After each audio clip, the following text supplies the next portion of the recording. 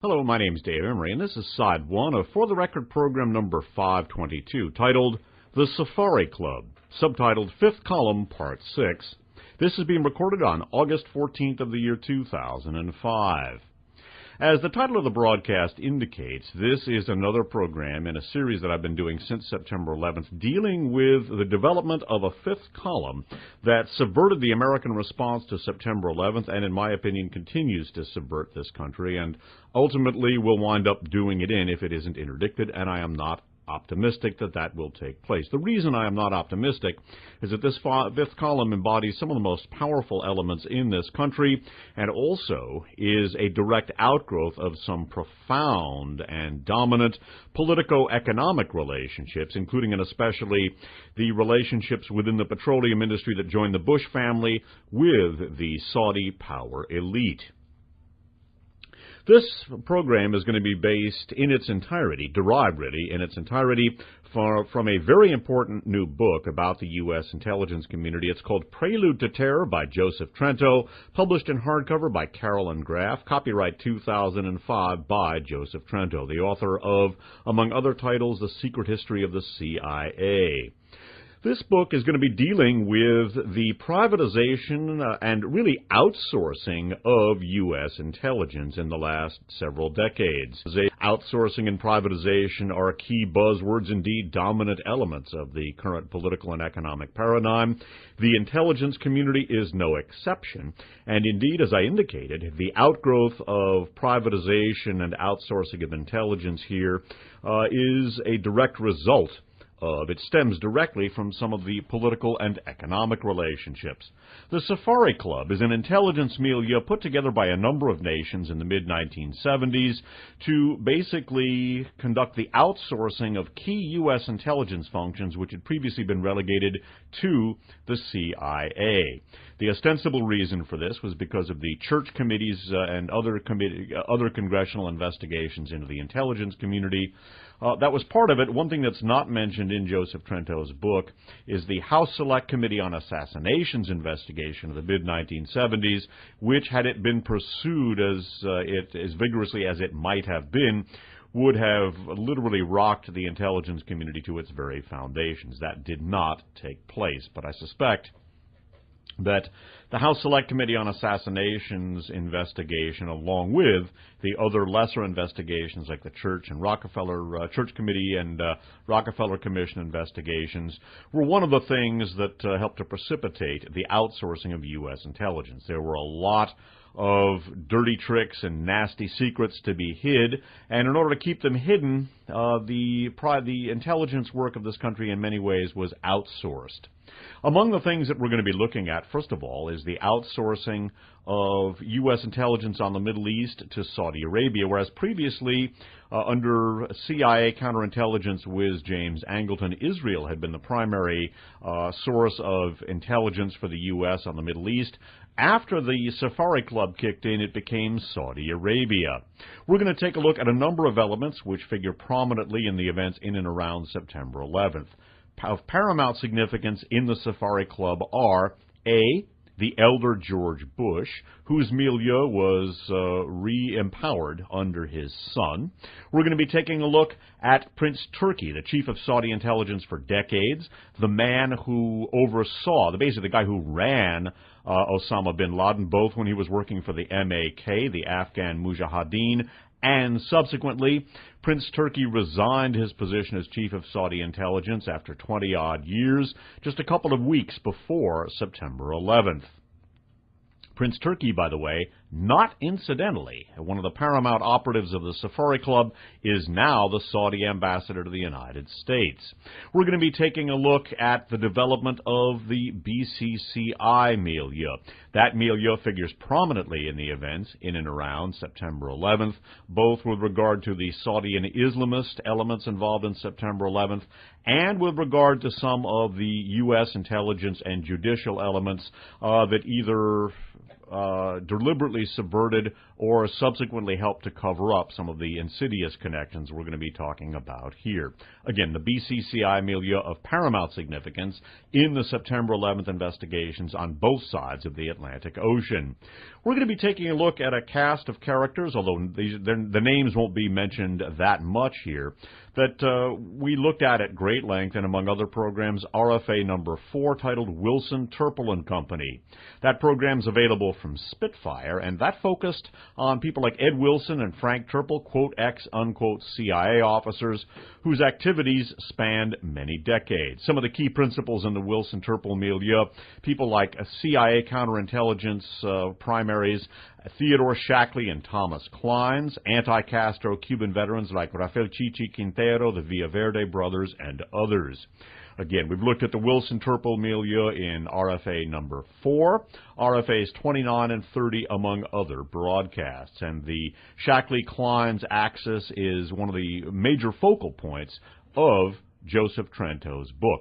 The book that we're going to be deriving this program from is one of the most important books ever written about the U.S. intelligence community, called Prelude to Terror by Joseph Trento. Again, the author of, among other titles, The Secret History of the CIA.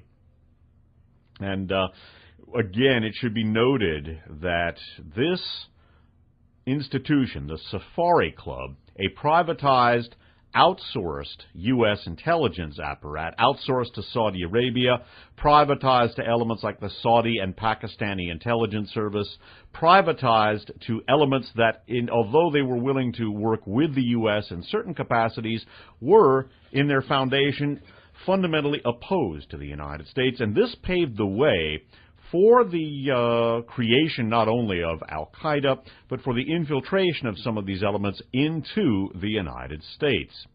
In the introduction to Joseph Trento's Prelude to Terror, published in hardcover by Carolyn Graff, there is a paragraph that sums up this book. And again, this gets the Dave Emery 5-star rating.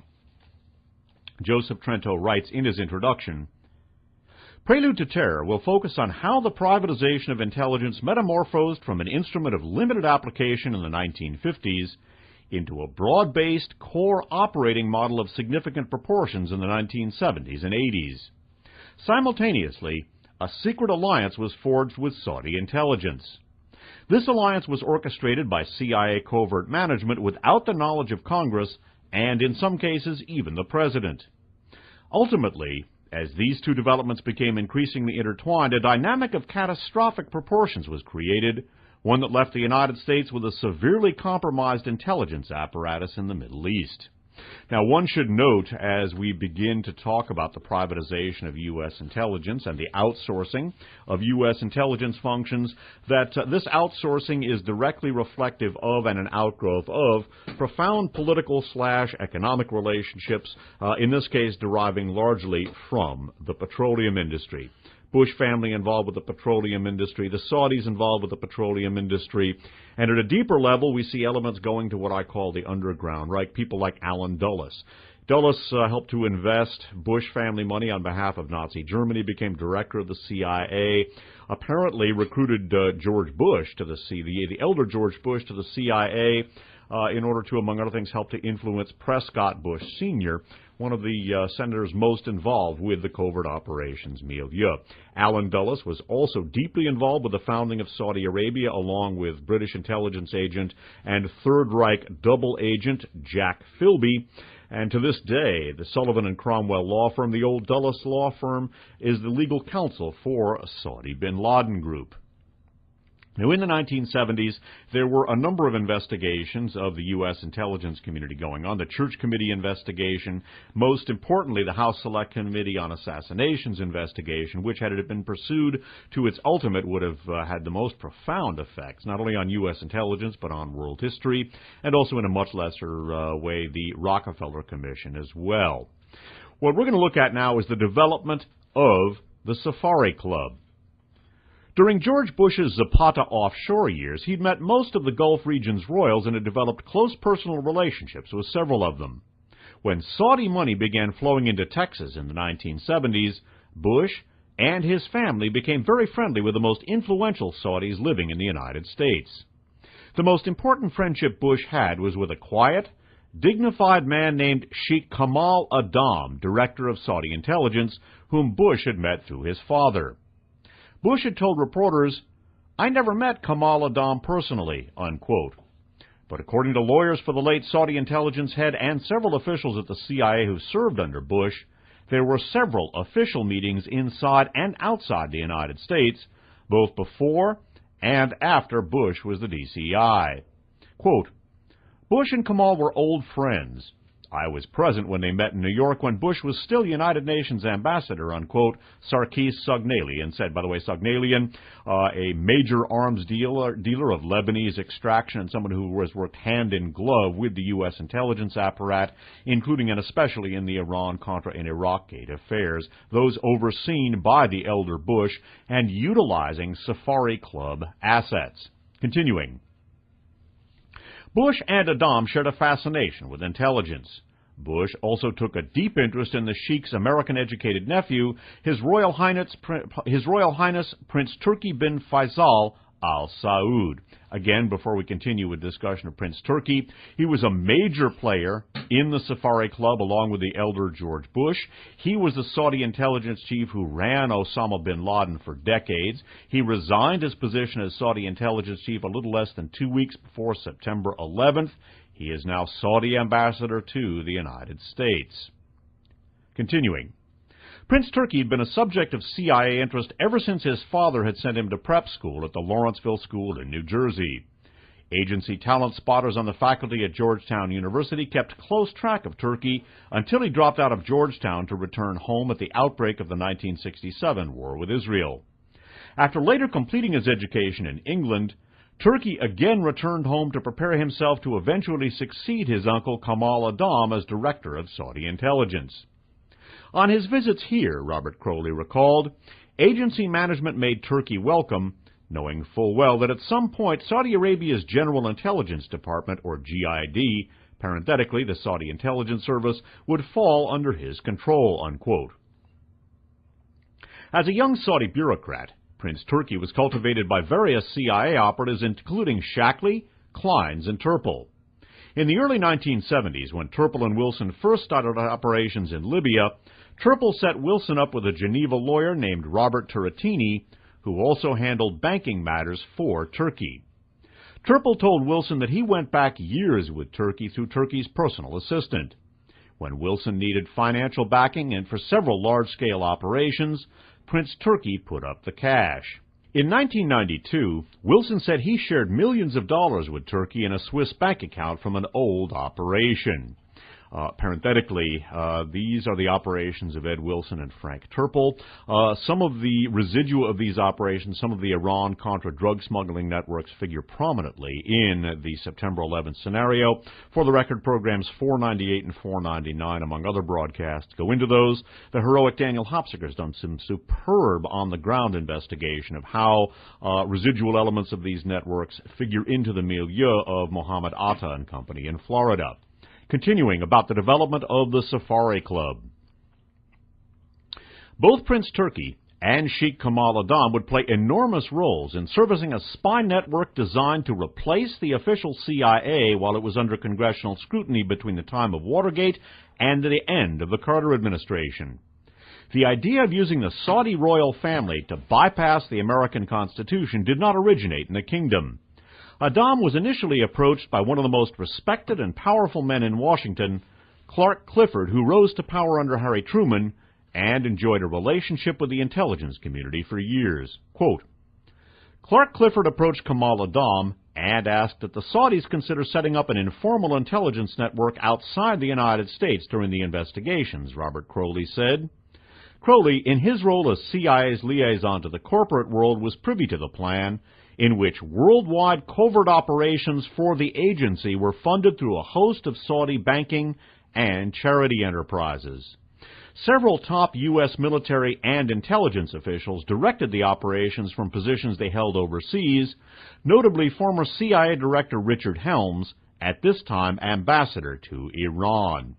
more about the development of this network, and note that later on, among the financial institutions that grew out of and played a key part in this network, in addition to BCCI, is the Riggs Bank in Washington, D.C.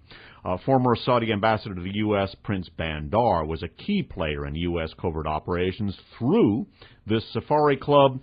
And note that the Riggs Bank is now under investigation, and the Riggs Bank is a focal point of a number of questions vis-a-vis September 11th.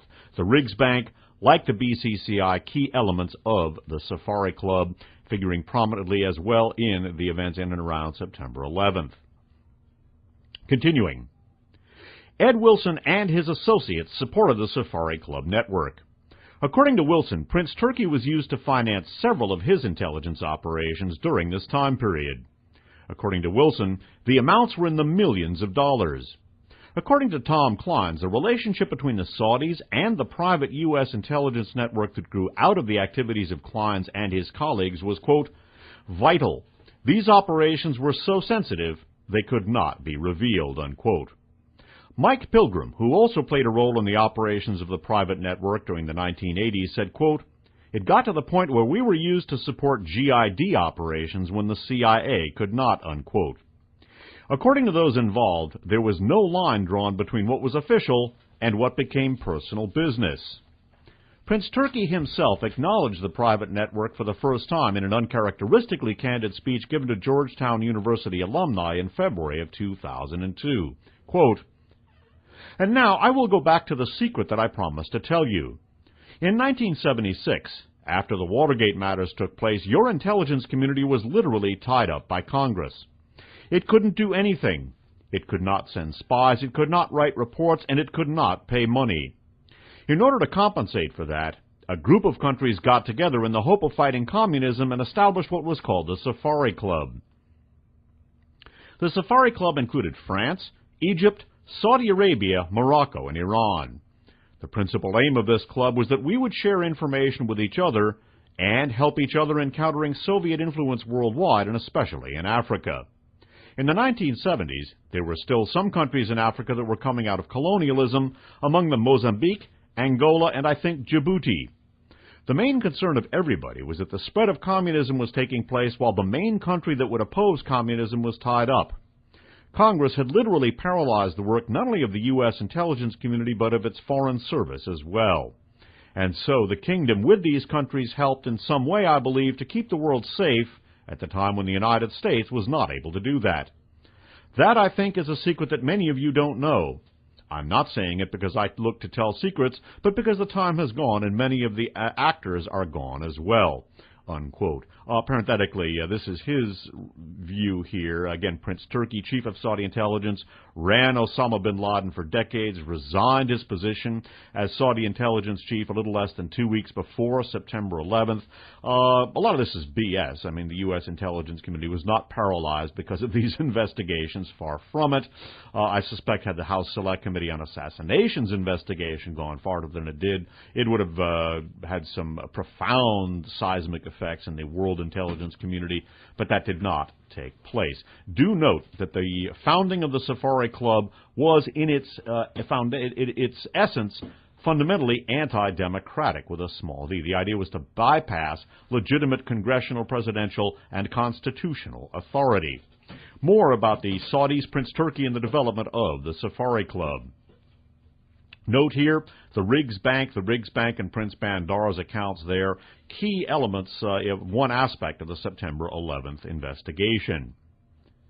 Turkey's secret was that the Saudi royal family had taken over intelligence financing for the United States. It was during this time period that the Saudis opened up a series of covert accounts at Riggs Bank in Washington.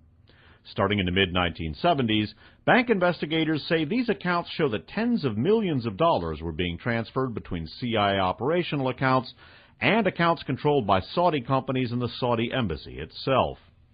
Turkey worked directly with agency operatives like Sarkis Sognalian and Ed Wilson. If I needed money for an operation, Prince Turki made it available, unquote, Wilson said. Clifford's request for Saudi help came at a very critical time for the Saudi royal family. Although the House of Saud had long placated domestic conservative clerics by allowing an educational system that targeted the West, especially the United States, as evil, they were still deathly afraid of the establishment of any Muslim fundamentalist regime in the region. Their interests included keeping the Shah in charge in Tehran and keeping an eye on an increasingly militant Libya. Although normally Israeli and Saudi interests were in conflict, in this case they converged. It was in the interests of Albert Hakim, Frank Turpel's sometime employer, to serve as a bridge between the two. Sarkis Sogneilian was close to Sheikh Kamal Adam during this period. Adam frequently asked Sogneilian, quote, about what kind of shape the Shah was in. He complained the CIA was not giving him the full picture of how the Shah was losing control, unquote. Adam believed that binding Saudi Arabia with the United States would increase the House of Saud's chances of surviving an Islamic resurgence. Believe me, Sogneilian said, Kamal did not do these things out of charity, but survival. And one of the things we're going to look at is how Prince Turki deliberately brought Islamic fundamentalists from the Wahhabi sect into the Saudi intelligence system in order to bond them as loyal to Saudi Arabia and neutralize their potential effect against the kingdom itself. But this also had the effect of, to a certain extent, deliberately focusing their ire abroad. Initially, the rage of the Wahhabis and the Muslim Brotherhood and the Islamists who operated out of the Safari Club's networks was directed at the Soviet Union under the auspices of the MAK in Afghanistan. But after that, as we're going to see, and as a number of U.S. intelligence officers warned, even before the end of the Afghan war against the Soviets, their rage would turn against the United States and also Israel, and obviously we've seen in connection with September 11th how that took place. Again, that's part of the development of this fifth column. Returning again to Prelude to Terror by Joseph Trento, an excellent book. Adam worked closely with George Bush on the plan to provide covert banking services for CIA operations. Like most things the Saudis do, there were benefits for the royal family. The arrangement would give the Saudis a comprehensive knowledge of U.S. intelligence operations. In 1976, when the CIA needed an influx of cash for operations, Adam agreed to allow Nugan Bank's Bernie Houghton to open a branch in Saudi Arabia. On the surface, the GID was organized along the same lines as a miniature version of the CIA, but the hiring of case officers was very different. Part of Prince Turki's job was to reach out to mullahs to provide religious officers for the GID. Turki, perhaps the most savvy politician in the royal family, tried to recruit those who practiced the reform version of Islam favored by Ibn Abd al-Wahhab. From an intelligence viewpoint, bringing the extremist Wahhabis into the GID would make them loyal to the royal family and help ensure the survival of the state. In 1975, the royal family was approached by Pakistan's government for help in financing a pan-Islamic nuclear weapon. Adam and his advisors had simultaneously reached the conclusion that the royal family could not survive if they let the Israeli nuclear weapons program stand unchallenged. Parenthetically, before we continue, this is the nexus of the development of the AQ-Khan network. This is the Pakistani and Saudi-financed network that ultimately brought nuclear weapons not only to Pakistan but to a number of other countries as well. And one of the things that looms over our head now is the very strong possibility that ultimately some of that technology may find its way into the hands of Islamists either associated with Al-Qaeda or Al-Qaeda-ism, so to speak. Continuing. One of Adam's closest American advisors said, quote, "A decision was taken to pursue a two-track policy. Placate religious Muslims by starting a covert effort to develop a pan-Islamic military capability. The second policy would be to operate in conjunction with the United States on undermining extreme Islamic movements that might lead to the installation of an Islamic state. The Saudis were adamant, however, that the funding for the Pakistani program be for research only and that no bomb be tested." Next, we're going to take a look at the development of the BCCI and how that, according to Joseph Trento, grew out of the Safari Club. Adam understood that creating a single worldwide clandestine bank was not enough to assure the kind of resources necessary to stave off the coming Islamic revolutions that threatened Saudi Arabia and the entire region. The Safari Club needed a network of banks to finance its intelligence operations. With the official blessing of George Bush as the head of the CIA, Saddam transformed a small Pakistani merchant bank, the Bank of Credit and Commerce International, or BCCI, into a worldwide money laundering machine, buying banks around the world in order to create the biggest clandestine money network in history. Bush had an account with BCCI established at the time he was at the CIA. The account was set up at the Paris branch of the BCCI. Subsequent Senate and other investigations concluded that the CIA, beginning with the elder George Bush, had protected the bank while it took part in illicit activities. One source who investigated the bank and provided information about the Bush account in Paris was Jacques Bardu, who, as a French customs official, raided the BCCI Paris branch and discovered the account in the elder Bush's name. Time magazine reported that the bank had its own spies, hitmen, and enforcers. What no one reported at the time was that the bank was being used by the United States and Saudi Arabia as an intelligence front. There had never been anything like it. CIA financial wizard Paul Helliwell may have made the mold, but Saddam and BCCI founder Sheikh Aga Hassan Abedi smashed it. They contrived, with Bush and other intelligence heads, a plan that seemed too good to be true.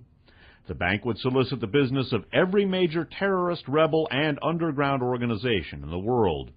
The invaluable intelligence thus gained would be discreetly distributed to friends of BCCI. According to Wilson and Crowley, Bush ordered Raymond Close, the CIA's top man in Saudi Arabia, to work closely with Saddam. Saddam had other important roles, too. He arranged through DCI Bush to put Egypt's Vice President Anwar Sadat on an intelligence payroll for the first time. This made Saddam, in effect, Sadat's case officer. This relationship gave Saddam leverage when the time came to persuade Sadat to sign the Camp David Accords. Saddam and Abedi believed the United States needed monitoring. After Saddam left the GID in 1977, he and Abedi, using Clark Clifford, began infiltrating the American banking system with surreptitious purchases of major regional banks. Because Saddam, through his relationships with Shackley and Bush, had intimate knowledge of just how desperate U.S. intelligence was for the services of a convenient Washington, D.C.-based bank, acquiring one became one of his main goals. Meanwhile, as Clifford was making the connection between the CIA and Saddam, he was also calling on Attorney General Edward Levy to kill the probe of the perjury investigation of DCI Richard Helms lying to the Senate about Chile that was threatening the future of Shackley and Helms, as well as the use of the Safari Club. Saddam did not rely simply on money to carry out the plan. Saddam and Abedi understood that they would also need muscle. They tapped into the CIA's stockpile of misfits and malcontents to help man a 1,500-strong group of assassins and enforcers. Time magazine called this group a black network. It combined intelligence with an effort to control a large portion of the world's economy. There is a vast array of information available on the Internet. Go to the Spitfire website, www.spitfirelist.com, and in addition to audio files available on Real Audio and MP3, there's the book Martin Bormann, Nazi in Exile, links to a website in the Midwest with the documents about the Bush family's involvement with Nazi industry, links to 2 websites by the heroic sister station WFMU that is archiving the entire For the Record series on Real Audio and now MP3. WFMU is podcasting the For the Record series. Each For the Record program is now turned into a long article-length written description. There's a listener who is turning the written descriptions into a blog sphere, a ton of information, a search function available on that site, and a page for listeners to click on in order to support the work that I'm doing. And if you don't like what you're hearing here, there's no better way of responding to that than to support the work that I'm doing, and many, many thanks to those of you who have done that. This concludes Side 1 of For the Record program number 522, The Safari Club, subtitled Fifth Column Part 6, being recorded on August 14th of the year 2005. My name's Dave Emery. Thanks for listening.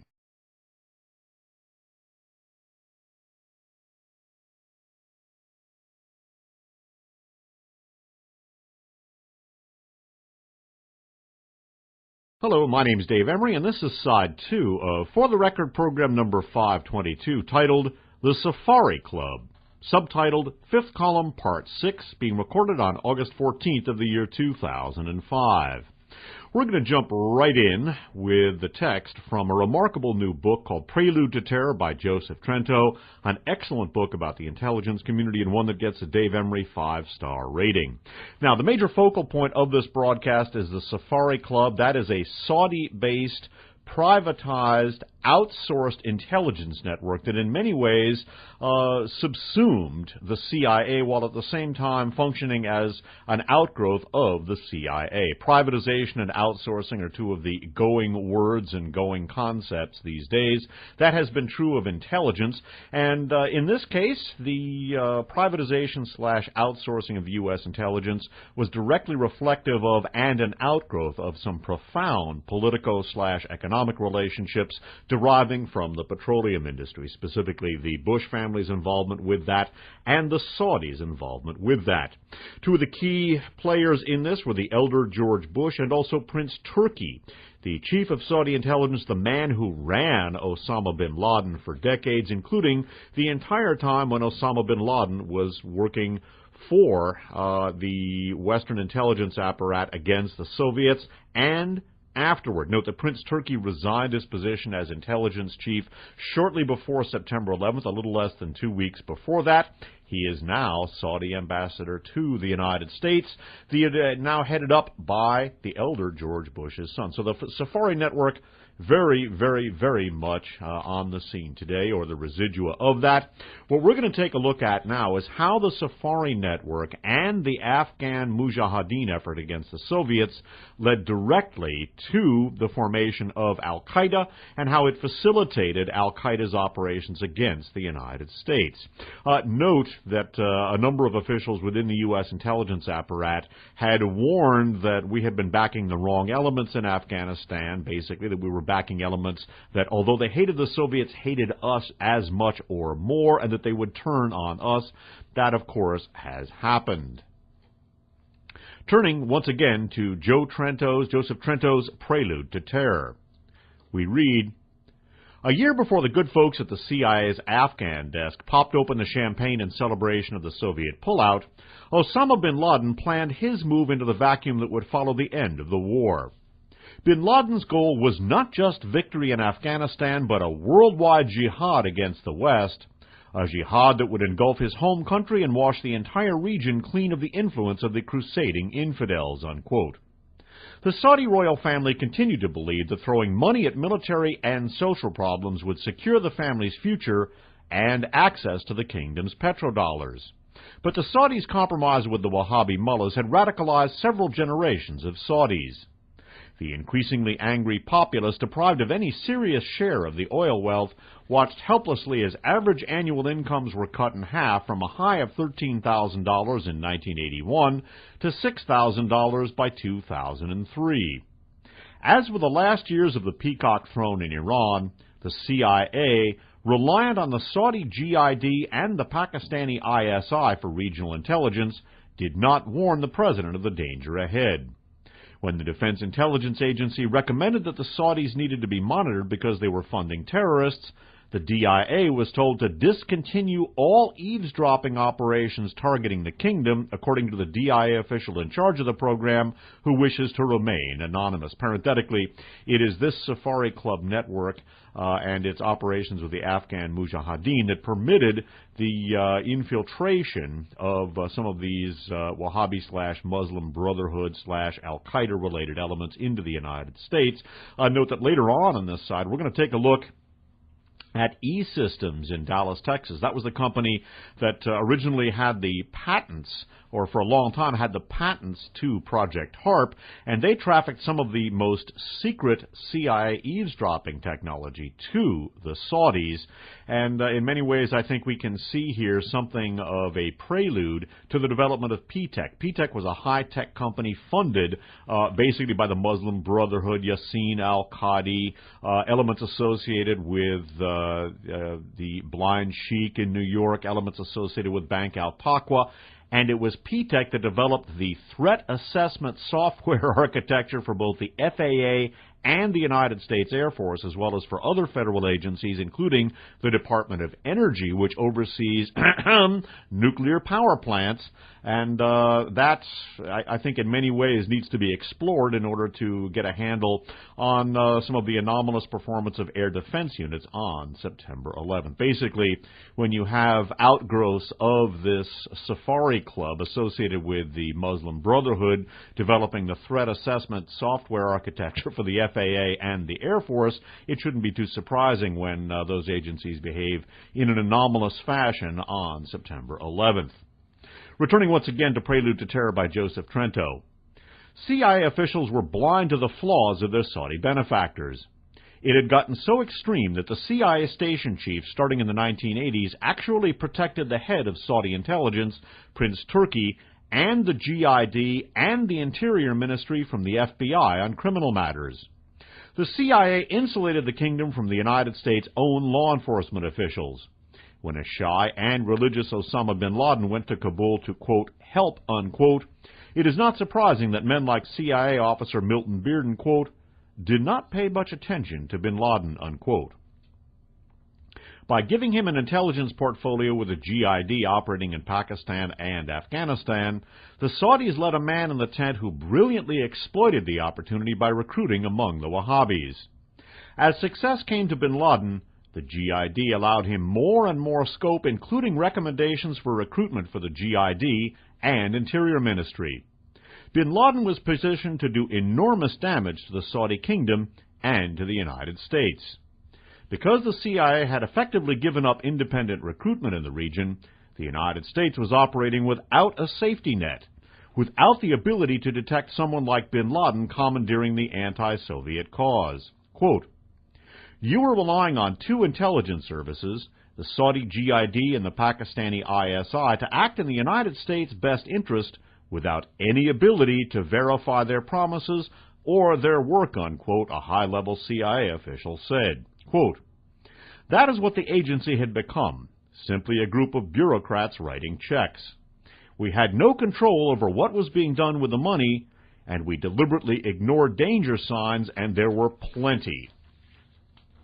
Quote, to make matters worse, the official continued, the CIA permitted U.S. Customs at Dulles Airport to overlook an illegal export of our most secret eavesdropping software to Saudi Arabia, unquote. The software, referred to as keyword software, is a computer code developed for the National Security Agency by a company called E-Systems. The software allows keywords and phrases to be flagged by computers from targeted voice and other communications in real time. The problem with exporting the software is that any country getting it could use it to target U.S. interests and allies. It could even be used to track what U.S. law enforcement, military, and intelligence agencies were doing. Louis Sams, the man E-Systems ordered to deliver the software to the kingdom, said, quote, I was very nervous when I got to the airport. I knew it was illegal to take it out of the country, but I was given the name of a customs official at Dulles Airport and told if there were any problems to ask for him. E-Systems' desire to do business with the royal family was why I thought they sent me, unquote. Sam said that E-Systems, which had close ties to the White House, maintained the secret communications gear for Air Force One. As it turned out, E-Systems did not get the contract for Saudi intelligence, but the software was left with GID officials, even so, according to Sams. And again, I think we can see in this, interrupting here, something of a paradigm for the development ultimately of PTEC, in which you had basically Al-Taqwa, the Muslim Brotherhood, the Al-Qaeda milieu, developing the threat assessment software for the Air Force and the FAA. Note here that the shipping of this keyword software from the NSA, courtesy of E-Systems to Saudi Arabia, would allow them to monitor what we were doing. Again, a key element of the fifth column that operated on September 11th and, in my opinion, is operating still. Continuing. What Joseph Trento goes on to talk about now is that when you privatize intelligence, it neutralizes the ability of counterintelligence, namely monitoring/spying on your allies in order to make sure they are not actually your enemies. Continuing. Among the problems with using a private intelligence network is that the benefits of counterintelligence are not available. And if your private network is essentially funded by another country, you are flouting a basic tenet of intelligence. Trust no one, including your allies. The purpose of counterintelligence is to test the veracity and honesty of sources and allies and to protect secrets. When an illegal network of private businesses and secret alliances carries out a nation's covert operations, counterintelligence is not possible. In the early 1990s, the cost of not having any counterintelligence capability would soar. The absence of counterintelligence became a growing problem as the United States relied more and more on proxy intelligence operations through other countries and private organizations. The lack of vetting of those involved in Iran, Contra, and Saddam's regime, and finally, in those who supplied the George W. Bush administration with false intelligence on Iraq, all demonstrate how devastating the lack of a counterintelligence capability can be. In the tumultuous times of 1988 and 1989, a handful of second-guessers and naysayers, unquote, at the CIA warned that the country had allied itself with the wrong people in Afghanistan, but they were not being listened to. The idea that our closest allies in Afghanistan would turn against us was not even given consideration. When Osama bin Laden attended events in Kabul in support of the Mujahideen, his presence raised no curiosity in the U.S. intelligence community. Reports on bin Laden were neither critical nor probing. The relationship between the new president and the bin Laden family was no secret at the CIA, and they cozily assumed Osama was on our side. For the CIA to miss the scale of the Saudi-funded Pakistani nuclear weapons program is an example of the woeful intelligence produced by the CIA during this period. But missing the transformation of Osama bin Laden from the shy son of one of the most prominent families in Saudi Arabia to the leader of a terrorist network supported by ISI and GID officials in Pakistan and Afghanistan was pure operational negligence. In many ways, bin Laden represented the penultimate compromise of the House of Saud. While half of the royal family recognized the need to do business with the West, the other half felt uncomfortable with the ways of the West. The initial intelligence failure took place in 1979 and 1980 when the CIA failed to see the connection between bin Laden and hundreds of his family's construction workers and heavy equipment operators moving into the Afghan war zone at the same time that the GID dispatched there the most charismatic Muslim leader of the time, Palestinian Muslim Brotherhood leader Abdallah Azzam. Azzam joined forces with bin Laden in opening a recruiting center, the Maktab al-Khidamat, or MAK, Services Office. Though this was all fully known to the CIA, the agency's regional experts asked no questions. Amazingly enough, no one in the CIA's Afghan operation even asked why a Palestinian leader had suddenly turned up in Afghanistan. CIA money was actually funneled to MAK since it was recruiting young Muslim men to come join the jihad in Afghanistan. This information comes from a former CIA officer who actually filed these reports. We can't identify him here because at the time of the writing of this book, he was back in Afghanistan as a private contractor. Azzam, a Palestinian by birth, had been forced years before to flee to Jordan and then to Saudi Arabia. In Peshawar, Azzam, funded by bin Laden and the GID, opened the Office of Services of the Holy Warriors, or Mujahideen. Azzam's message was clearly anti-Israeli and anti-American. And yet, bin Laden's opening MIK branch offices in the United States, Europe, and Asia was applauded by the CIA. The agency never suspected that bin Laden might have had bigger plans in Afghanistan. While bin Laden paid for the transportation of the new fighters to the war zone, the Saudi network of charities helped take care of their families. Bin Laden's army was one of 7 major Mujahideen armies supported by the CIA's $500 million a year program. After the victory over the Soviets, many of the Islamic warriors went home. They took with them the kind of confidence that can be gained only by helping to take out a greatly superior force. Bin Laden recognized that their experience and radicalism could change the face of the Islamic world. He kept the Mujahideen training camps in Afghanistan in operation and expanded his efforts by spreading the holy war to Somalia, Bosnia, Kosovo, the Philippines, and Chechnya. The network was spreading, and despite subsequent denials, there is incontrovertible evidence that the CIA's knowledge was far deeper than it has been willing to admit.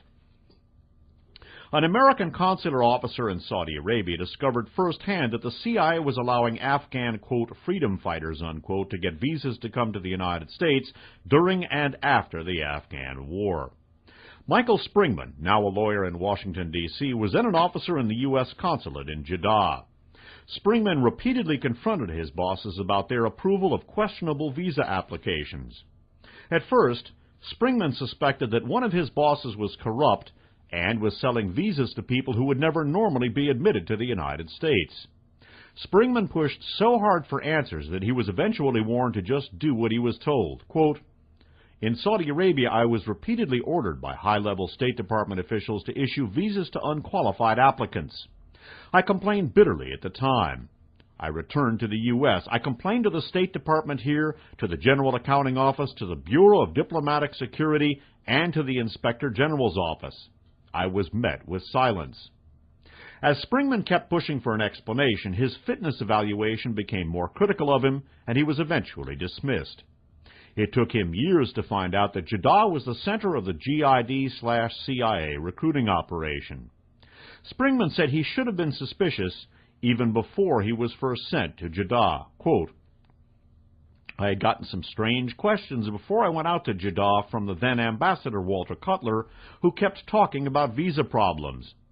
He said how I should do my best to make sure that everything ran smoothly.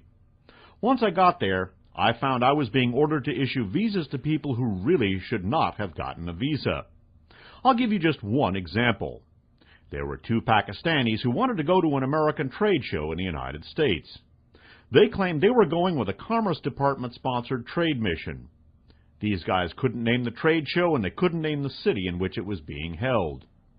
When I refused the visa after a couple of minutes of questioning, I got an almost immediate call from a CIA case officer hidden in the commercial section of the consulate that I should reverse myself and grant these guys a visa. I told him no. Not long afterwards, he went to the chief of the consular section and got my decision reversed. This was exactly contrary to normal operating procedures. Essentially, in the State Department, the guy doing the interviewing has the first, last, and usually the only word regarding visa issuances. He can be reversed if it was not done according to regulation, for example. If somebody comes up with additional information that's material, you can push for a change in the petition. But this was one of a pattern. Week after week after week, and they got more brazen and blatant about it. And I was told on occasion, well, you know, if you want a job in the State Department in the future, you will change your mind. And other people would simply say, you can change your mind now, or wait until the Consul General reverses you. I learned later it was basically the CIA that had Osama bin Laden recruiting people for the Afghan war and taking them to the U.S. for terrorist training, unquote. In 1988, Abdullah Azzam and Osama bin Laden founded the secret organization later known as Al-Qaeda. One more time, because this sentence is critical. Note that this is 1988. That's before the end of the Afghan war and during the time that elements of our intelligence community outsourced and privatized to the CIA, to the Safari network embracing the elder George Bush and Prince Turki. This is before that war ended, but already the storm clouds are gathering here. In 1988, Abdullah Azzam and Osama bin Laden founded the secret organization later known as Al-Qaeda. The purpose of the organization was to continue the jihad beyond the victory over the Soviets. Members swore a blood oath to do this. Quickly, however, Azzam began to complain that the movement was not ready to go outside of Afghanistan until it secured a homeland for the Palestinians. Bin Laden had already allied himself with Saeed Ramadan's branch of the Muslim Brotherhood and was looking at change far beyond Afghanistan. He essentially ignored the Palestinians. The arguments between bin Laden and Azzam ended in late 1989 when Azzam died in a car bombing. While some Afghan fighters believe that bin Laden and the Pakistani ISI were directly responsible for the car bomb that killed Azzam, Saudi intelligence sources concluded that Israeli intelligence had assassinated the Palestinian leader after being tipped off about his movements. However, they do suggest that bin Laden was the source of the information passed on to Mossad through the CIA in Kabul, in Afghanistan. So again, note this privatized intelligence network that ultimately led to the genesis of Al-Qaeda and that constituted, through these relationships themselves reflective of and growing out of profound political/economic relationships, this in many ways set the stage for the fifth column, which manifested itself in a deadly way on September 11th. But also note, as I've said in many broadcasts, that the events in and around September 11th are an extremely complex event and one not to be oversimplified. Many people have suggested that September 11th was a provocation. Looked at in many ways, that would appear to be the case. However, that is at best an oversimplification. Frankly, I don't think it's true. This is a much more complicated scenario and much worse. What I would suggest, first of all, in terms of getting a handle on this admittedly very complex event, is to examine the history not only of fascism but of fifth columns. I would compare what took place on September 11th with the subversion of France in the run-up to and during World War II. In, among other broadcasts, FTR 367 and 441, I compared the economic relationships between elements of the French power elite and their German counterparts, and how those economic relationships plus ideological affinities between the power elites of France and Germany, allied through economic and business relationships, were similar. They were afraid of democracy. They were afraid it would lead to communism. And the French power elite were in many ways far more afraid of elements of their own population, particularly Democrats with a small d, as well as socialists and Marxists. And in order to basically eliminate democracy in France, they collaborated with the invaders.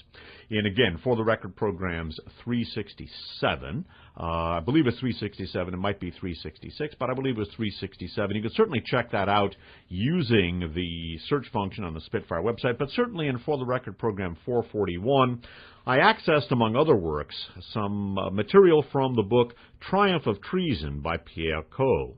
Pierre Caux was the French Minister of Aviation under the Social Front, or the Popular Front of Léon Blum in the 1930s, and after the abortive fascist coup in France in 1938, he, among others, was taking stock of how the coup plotters did not abandon their efforts at eliminating French democracy. If you go to the description for the Record program 441, there's a long excerpt from Triumph of Treason by Pierre Caux, describing in no uncertain terms how elements of the French power elite were fully aware that Germany was going to invade. They actively subverted the French military resistance to the German invasion because they saw that as the best way of getting rid of the Republic and eliminating democracy and bringing fascism to France. And of course, that is exactly what happened. Ultimately, genuine French patriots were put on trial by the Vichy fascist collaborationist government and charged with subverting France, whereas they were actually the true patriots who had defended France. The traitors took the patriots and put them on trial for treason against France. And even though, again, elements of the French power elite were fully aware of the impending German invasion, collaborated with it because they were much more concerned with maintaining their economic privilege and also their relationships with their fascist German counterparts, it should be noted that the invasion of France by Germany in World War II was not a provocation. The Wehrmacht, the Luftwaffe, the Kriegsmarine, and the Waffen-SS weren't French agents provocateurs. And it sure as bloody hell was not an act intended to promote French empire. I would suggest that the United States is in no size, shape, form, or manner the beneficiary of September 11th, although certain corporate interests are. The same was true in France. Many French corporations benefited handsomely from collaboration with the German war effort in World War II. But again, the German invasion of World War II wasn't a French provocation. Also, we should note in examining history that it is not unusual for allies to turn into deadly enemies. Perhaps the most striking recent example of that was the German-Soviet alliance in World War II. The pact between Hitler and Stalin ultimately led to the division of Poland between invading German and invading Soviet armies, but ultimately that pact dissolved into one of the bloodiest and most lethal conflicts of all time. And again, the Red Army and the Red Air Force and the Soviet Navy were not German agents provocateurs, and likewise, again, the Wehrmacht, Waffen-SS, Luftwaffe, and Kriegsmarine weren't Soviet agents provocateurs as well. The Eastern Front in World War II was not a provocation either by the Soviets or the Germans, and I would suggest that and the situation in France during World War II as analogies, albeit admittedly imperfect ones. Again, this is a complex event. In analyzing the fifth column that we're talking about here as well, do not overlook the material presented in, among other broadcasts, for the records 498 and 499, because there are underground Reich elements here in a big, big way. I would note that CONTINENTAL, the Saudi investment company, the European-based holding company for the fabulously wealthy bin Laden family's European interests, was deeply involved first in the Afghan Mujahideen support effort and then in some of the Iran-Contra-related covert operations, including drug smuggling. One of the principal figures involved in those operations was Baudin Dunant, an influential lawyer who is not only a close friend of and a protege of, and also the attorney for the late Francois Genoux, a key Axis spy, an individual who, in among other programs, for the record 453, is described in detail. Francois Genoux was one of the most important Third Reich operatives deeply involved with Middle Eastern interests, and also the heir to the literary works and last will and testament of Adolf Hitler, Martin Bormann, and Joseph Goebbels. And Baudin Dunant, a key operative in CONTINENTAL and many of the operations of the Safari Club, one of many underground Reich elements. Now, admittedly, the format that I'm using here on For the Record, at least most of the programs, the interviews aside, is a very, very pedantic format, consequently difficult for a lot of people to absorb. This effort here began more than a quarter of a century ago, and new media have evolved, principally the Internet. Please take advantage of the Internet, because those of you who only listen on the radio are missing an awful lot of the information. www.spitfirelist.com is a Spitfire website. Each For the Record show is turned into a long, written, article-length description, often containing text that I did not have time to include in the original broadcast. At the top of each description are numerous links, not only to other For the Record shows, but also to websites containing, among other things, the declassified government documents that demonstrate the Bush family's involvement with Nazi industry before, during, and after World War II. Tip of the hat to listeners in the Midwest for that. Websites containing both Adobe PDF and HTML versions of the pivotal Martin Bormann Nazi in Exile. There is a listener back east who's turning each For the Record show description into a blog spot, or basically a place on a blog spot. Links to two websites maintained by the heroic sister station WFMU-FM in Jersey City, New Jersey. More recent For the Record shows are available on streaming real audio and MP3 at www.wfmu.org/Dave Emery, one word DAVEEMORY. Older shows available at a longer URL for download only. WFMU is also podcasting the For the Record show as well. There's also a search function on the Spitfire website and a page to click on for information about how to support the work that I'm doing. And if you don't like what you're hearing on this program, there's no better thing you can do about it than support the work that I'm doing. And many, many thanks to those of you who have. I just don't have time to write individual thank you letters, okay? That concludes For the Record program number 522, Side 2. It's titled The Safari Club, subtitled Fifth Column, Part 6. It's being recorded on August 14th of the year 2005. My name's Dave Emery. Thanks for listening.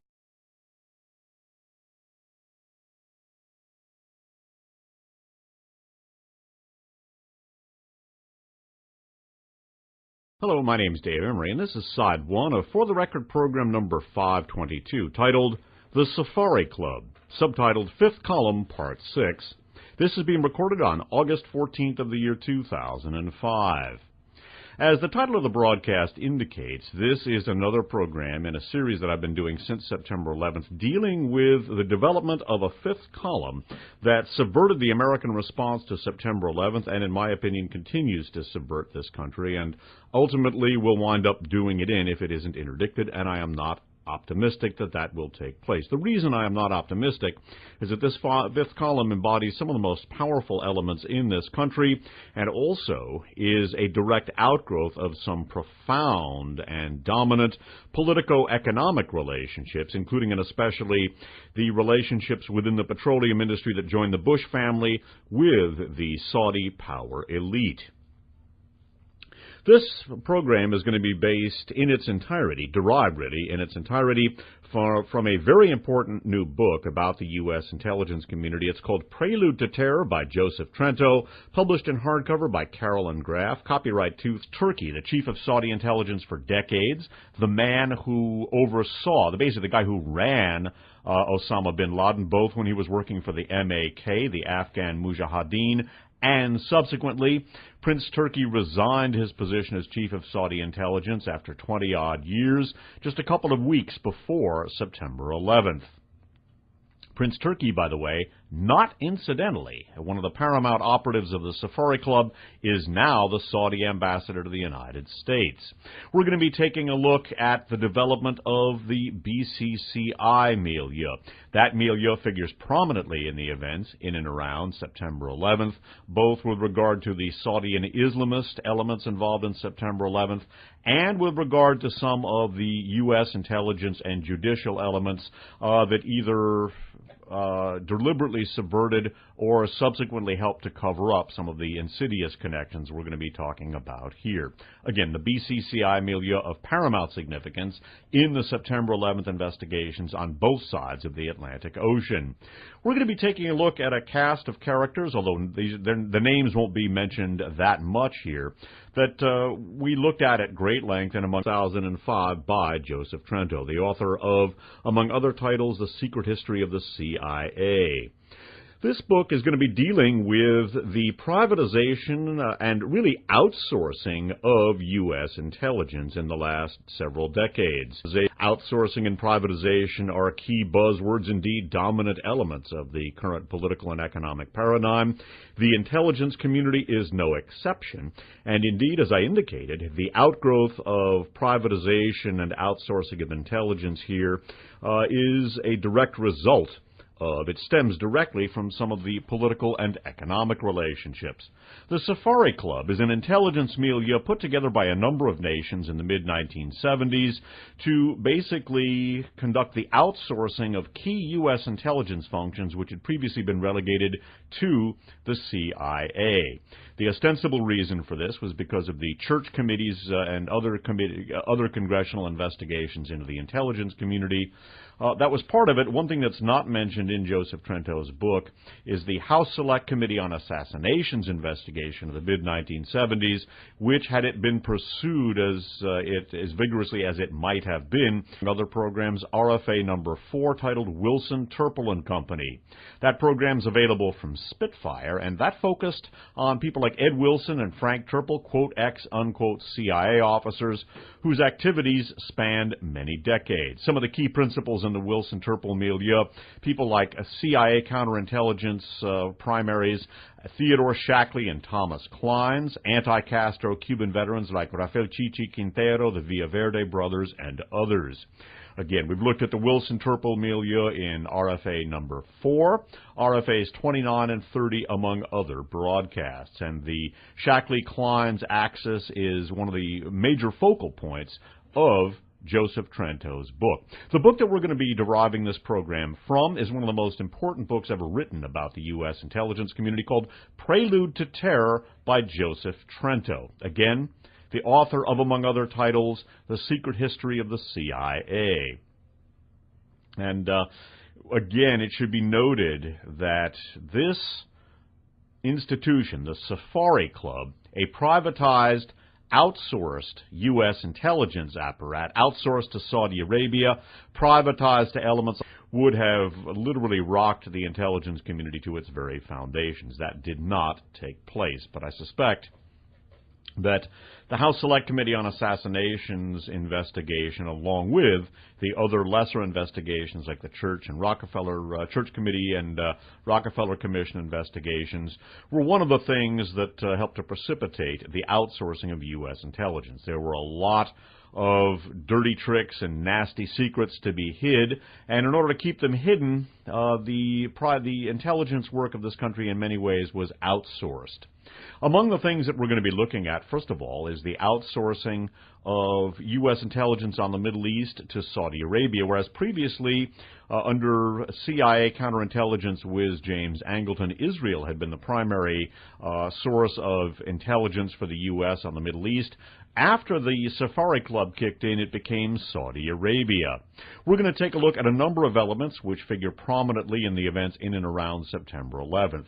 Of paramount significance in the Safari Club are A, the elder George Bush, whose milieu was re-empowered under his son.